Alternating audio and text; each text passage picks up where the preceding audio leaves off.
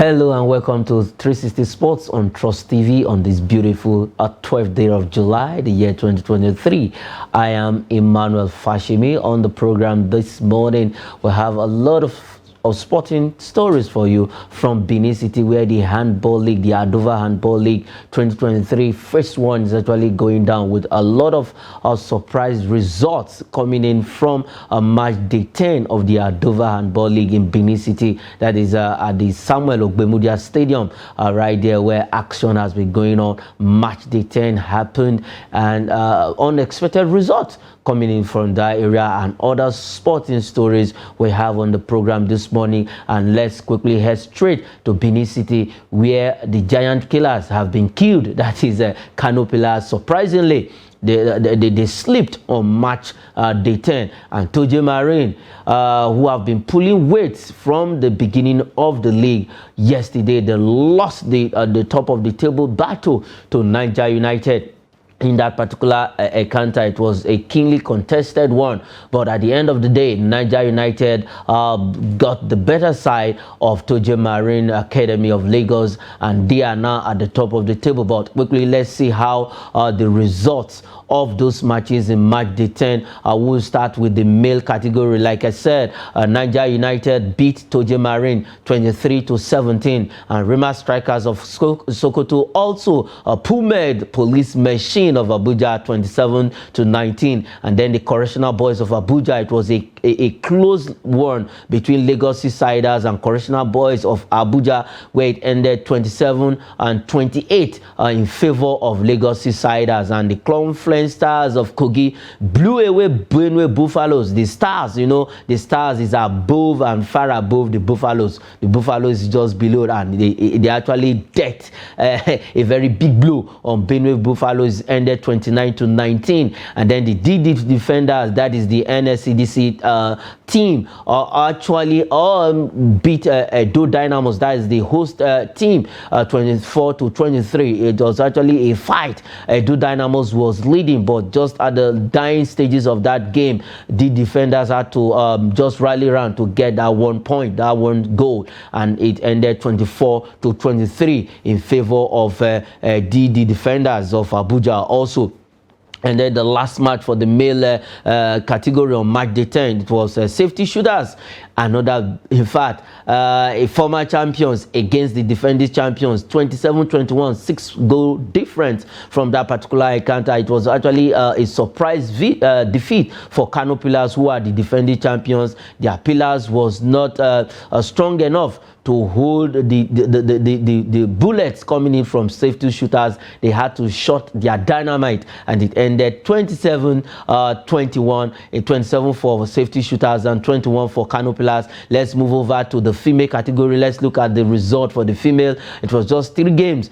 Benue Queens lost to Delta Queens 24-31, and Defender Babes also, they had to trash 7-goal difference. Bayelsa Queens 29-22, and Plateau Peacocks actually, in fact, this one was a trashing. The Peacock, how the Peacock is, it's actually a beautiful bird, but now they had to feed on the Grasshoppers 34-17. I think half of that, they actually scored a half of that number, the goals that Grasshoppers actually got in that particular encounter. Like I said, the Peacocks actually fed on the Grasshoppers. They picked them one after the other, and they were smiling at the end of the day. It has been a match upon match at the Ardova Handball League 2023. We've seen handball artistry at its best at the Samuel Ogbemudia Stadium in Benin City, where teams are slugging it out. After the first one, the final phase will be happening in Lagos or in Abuja.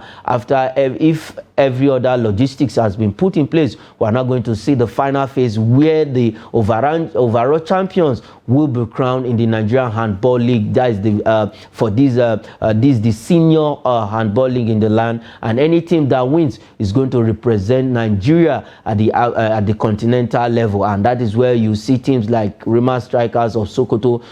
They are actually slugging it out there in Benin Benin City. And for Kano Pillars, are they ready to win the title this time around? Are they ready to defend the titles they won last season? Let's see how it ends at the end of the day right there in Benin City. We have a lot of other big teams like Tojemarine. Tojemarine is actually the surprise package of this season, because last season they actually struggled to stay in the league, but this time around they are pulling their weight. But they lost their second game of the season in March the 10th. Niger United, Tojemarine was topping the table before that game, but at the end of the day, Niger United say no, we want to want to reclaim the top spot, and they actually did that in a very fascinating way by beating Tojemarine 23-27 in that particular encounter, and 23-17, I beg your pardon. And Rima Strikers of Sokoto, like I said, also pummeled Police Machine of Abuja 27-19. Correctional Boys actually corrected, they could not correct Lagos Siders. They wanted to correct Lagos Sider, but at the end of the day, Lagos Sider say, okay, come and enjoy the cool breeze, the cool breeze of the shore of the sea, and it ended 28-27. And for the Confluence Stars, you know, when stars shines, darkness had to hide, and eventually Benue Buffaloes could not hold their own against the Confluence Stars of Kogi. 29-19 ended. And for DD Defenders and Edo Dynamos, High Dynamos was Edo team, but they couldn't, and it ended 24-23 in favor of DD Defenders. Safety Shooters 27-21. Kano Pillars lost that game to Safety Shooters. And I have Abba Michael Edoko, all the way from Plateau State, joining me via Zoom this morning to do justice to these stories we have for you. Niger United claiming a top spot right there at the Ardova Handball Premier League in Benin City. Abba Michael. Yes, it's a good one for Niger United of Mina. They have clearly shown that as far as the Ardova League is concerned, they are the team to beat.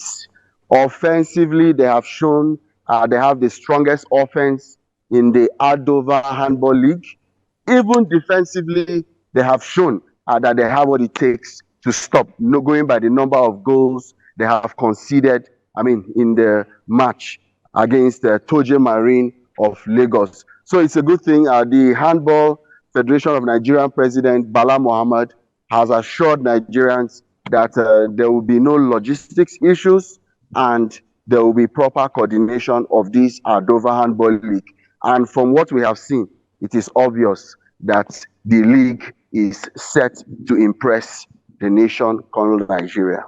The nation called Nigeria. Actually, the league has been going on very well. We've seen matches, and congratulations to that federation for actually putting up a good show, better organization. Everything was just working smoothly after the Prudent Energy sponsorship deal with them ended. They had to rally around, put the logistics in place to get the Ardova company to actually sponsor this time around the league this season, and it has been going on very well. Let's see at the end of the day who qualifies from phase 1 to phase 2, where we will now have the final phase and then the overall champions for the 2023 Ardova Handball League. And let's move away from that story, still staying in Nigeria. This time around, we're going to talk about another round leader game, but this one, it's with defeat. That is the NLO Under 19 league. That is the youth league in the land. Logistics has been put in place to have this league up and running, and we are going to have the curtain raiser. The season opener. This is a team that is based in Lagos. It is a battle of two teams in Lagos, and they are going to open the season. The first match of the season, that is between Dosu Joseph FC and Authority FC. And for the NLO body, they have put everything in place to actually see this youth league come alive. And from this league, players will be picked for the big teams, the teams playing in the NLO proper, then teams playing in the NNL, teams playing in the MPFL, but from next season it's going to be MPL. And now they've put everything in place. Dosu Joseph FC against Authority FC. These two teams are based in Lagos. Yes, it will happen at the Legacy Pitch National Stadium, Surulere, Lagos. I mean, it's a good one. The first thing that comes to my mind is the name Dusu Joseph. He had a stunning career. He started very well at age 23. He, as a third choice goalkeeper, he became the first choice goalkeeper for Team Nigeria to Atlanta Olympics in 1996. The only home-based goalkeeper who came on board and became the first choice goalkeeper. His career terminated due to a fatal accident in 1997, and unfortunately, despite signing for Regina FC, having played for Julius Berger FC for 6 years, he could not continue his career. But so many will just give up and go back to sleep. But Jusu Joseph decided to channel his energy into coaching, into football academy, and today he is now a global star, not as a player this time, but as a gaffer. I'm just happy for Dusu Joseph, even as they square up with Authority FC. It's a derby, Lagos derby, and going by his experience, I expect to see the Dusu Joseph FC come out on tops at the end of this encounter. Yeah, come out on tops at the end of this encounter. Now, the whole league, under 19 youth league, what's your take about it? Because we are supposed to be having this league, it should not be starting something that maybe starting now. It should have been something we have yearly, just the way the senior league is ongoing. We also have the youth league, like what we'll see in England. We have the youth champions league. As the big boys are playing, the youth is also playing their own champions league. Now, how can we actually revamp this whole process and make it just to be consistent with it? Yes, I mean, it reminds me of the La Masia Academy where Lionel Messi emerged from. When that is how it's supposed to be. These players are supposed to be tracked from a very early age. Their growth is supposed to be monitored. When they are 13, when they are 16, when they are 19, there is supposed to be a notable progression as their game matures. For the first time, I would say Nigeria is beginning to do the right thing. For the first time, we are beginning to take the right step. For the first time, we are beginning to pay attention to age grade development. This is the first of its kind, and we hope to even go as far as seeing an under-17 league. Yes, we need to catch them young, and the only way to catch them young is to organize a league where they will learn how to be league players right before they get to their peak.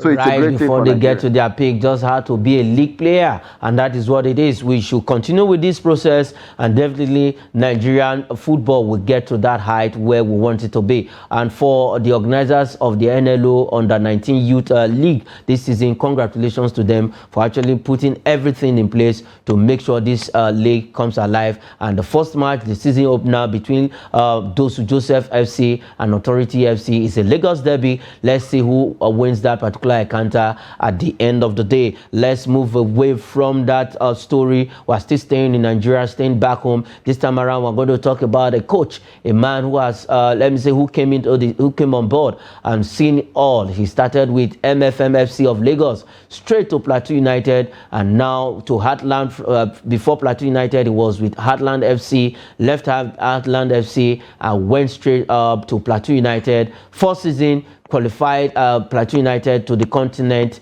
and this time around, the second season, took Plateau United to the FA Cup semi-final, and now he has said, okay, it's time for me to join another side. Now he has joined Rangers International. He is called the chosen one. The person, Fidelis Ilechukwu, has said he's looking forward and has targeted a better performance with Rangers International of Enugu. Abba Michael. Yes, I call Fidelis Ilechukwu the Jose Mourinho of African football. I mean, you are looking at a man who for 13 years was the gaffer of MFN, the Olukoya boys. He was able to take them from nothing to something. In 2017, they were able to even make it to the CAF Champions League. I remember that year, they gave Plateau United a run for their money for most of the season. They were runner-up until the final day where Enugu Rangers, did some magic to finish second behind Plateau United. I even watched the game live where Plateau faced Enugu Rangers. And yes, he then went on to the Nazi millionaires of Heartland. Yes, Heartland of Owerri. He was still able to make his impact. You are looking at a man who came to Plateau United in his first season. He was able to finish as runner-up. I mean, he took them all the way to the Continental Championship. And here he is with a bag full of tricks. His services are sought for everywhere you go. And now it is time for him to move to join the lads of Christian Chukwu, who is the technical director of that team. He is no, he's not the technical director, but he is one of the famous faces of Enugu Rangers International. Yeah. He has claimed that he's going there to make sure that in his second season he restores the fortunes of Enugu Rangers. And of course, he's replacing the tiki-taka coach, Abdul Meikaba, a coach that is known for a seemingly flawless football style. I mean, Abdul Meikaba is one of the legends of Nigerian football, but that's who will be replacing him because they are unable to renew his contract. He is refusing to renew his contract, and so they have opted for Fidelis Elochukwu. I think it's a good one for Rangers. I believe he has what it takes to bring Rangers back to the top of the NPL. He has what it takes to bring Rangers back to the top where Rangers used to be. They are one of the oldest clubs when it comes to club football in Nigeria. When it comes to clubs in Nigeria, Enugu Rangers is one of the oldest club. They are called the Flying Antelopes. But quickly, in just in 2 seconds, now Ilechukwu going to Rangers International. Do you fancy his chances? Now, what is your set target for Fidelis Ilechukwu in Rangers International? Well, it depends on how they finish the transfer window. If they are able to sort for the players that he wants, you know, some of these coaches, they have preference for players, and when you don't grant their preferences, they give excuse as the reason why for their underperformance. So I believe by the time he tables his request for certain players that he wants, within the first season, it's a learning curve. I believe that in the first season, if he cannot finish in the Champions League place, I think he will finish just maybe in the first half of the team. At least that is the target for Fidelis Ilechukwu. At least that is the target of Fidelis Ilechukwu, to finish as runner-up or probably become the champions of the league come next season. And he is one coach who has seen it all when it comes to football, and he's still developing. He's called the chosen one. Let's see how chosen he is with Rangers International. And he has said if they want to get the best out of him and his players, then they should not play with the welfare packages for players. And the Enugu Rangers board, the administrators, have said, okay, we're going to give you the support, everything you need, come your welfare package for the players, yourself. And let's see, at the end of the day, it's not just by saying it, but they need to do it. They need to match their works with action. Let's move away from that story and head straight to England, where Wimbledon 2023 is actually going on. We've seen some shockers. We've seen some results from match day one. The big names, some of them have been falling aside, and this time around, we are heading straight to the quarterfinal, where the likes of Alcaraz, Novak Djokovic, our own African player, Ons Jabeur, the Minister of Happiness, as she's being called in Tunisia, all making their way into the quarterfinal. Let's quickly see the result. Carlos Alcaraz became the second Spaniard after Rafael Nadal to book his place in the quarterfinals of Wimbledon after he defeated Matteo Berrettini of Italy in four sets.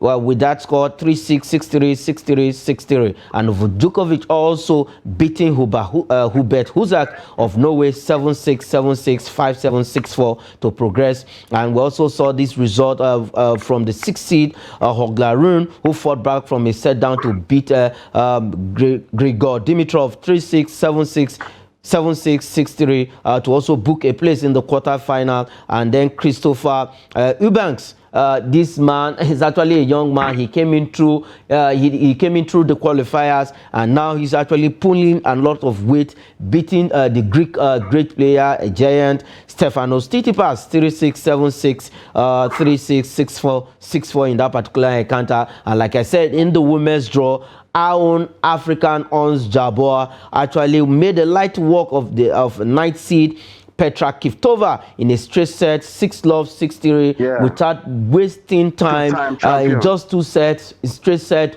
she blew away Petra Kvitova, 6-love, 6-3 to reach the last 8. And is that Michael is now looking tough and tougher. The big boys are separating themselves. Let me say the men are separating themselves from the boys.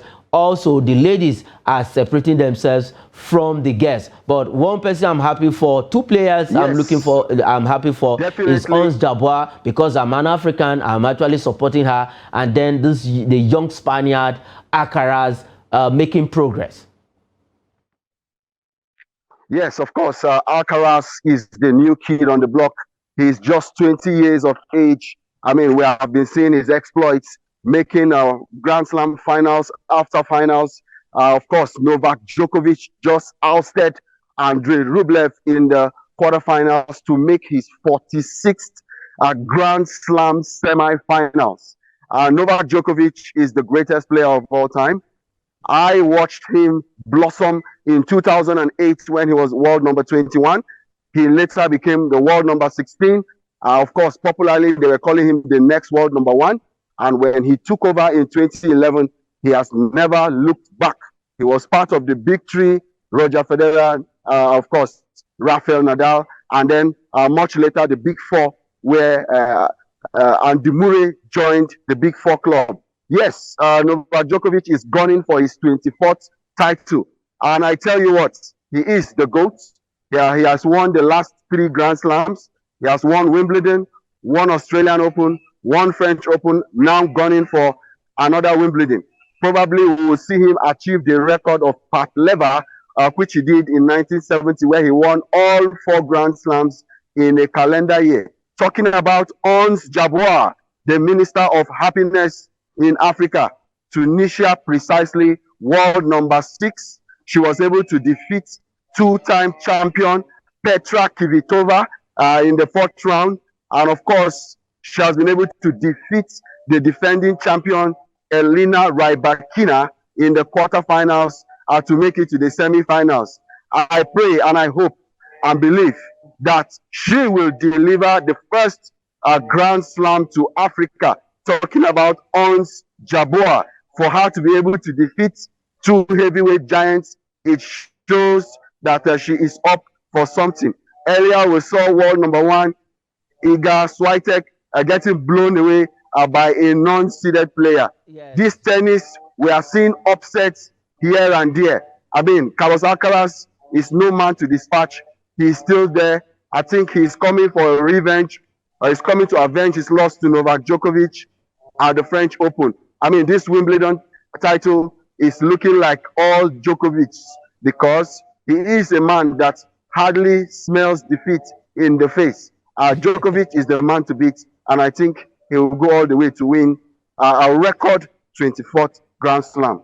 A record 24 Grand Slam. Let's see how it's going to pan out at the end of the day. We know that Serena Williams actually chased that record, but she couldn't get it, 23. And now Novak Djokovic, the male player, is also chasing that record. Is he going to get it in Wimbledon? It's not left to be seen. Let's not forget that Alcaraz is still there, a very young man who is eyeing to actually win that title and remain the world number 1. Let's move away from tennis and quickly talk about the last story we have this morning. In 3 seconds, Michael, we are going to react to this, where Manchester United is moving closer to sign goalkeeper Andre Onana from Inter Milan. We know David De Gea is on his way out of Manchester United, and they need a replacement quickly for the Spaniard goalkeeper. Okay, yes. Talking about Onana, yes, he's a goalkeeper that is proven. He has shown that in his single season at Inter Milan. They've gone ahead to win the Serie A. And of course, runners-up at the just concluded UEFA Champions League.